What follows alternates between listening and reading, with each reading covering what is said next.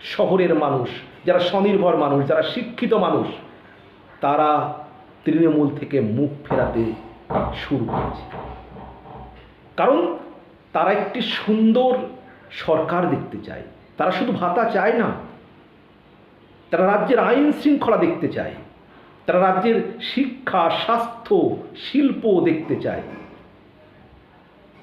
তারা তো লক্ষ্মীর ভাণ্ডারের উপর নির্ভরশীল নয়। আপনি জানেন, আমরা সবাই জানি যে গ্রামের মা বোনেদের ভোট পাচ্ছেন আপনি লক্ষ্মীর ভাণ্ডারকে কেন্দ্র করে, এবং সংখ্যালঘু ভোটটা প্রায় টোটালি আপনি 90% পেয়ে যাচ্ছেন বিজেপির ভয়ে আতঙ্কিত হয়ে। না হলে আমরা জানি মানুষের সঙ্গে মিশে 40% সংখ্যালঘু ভোটার এই মুহূর্তে তৃণমূলের সমালোচনা করছে। তারা তৃণমূলকে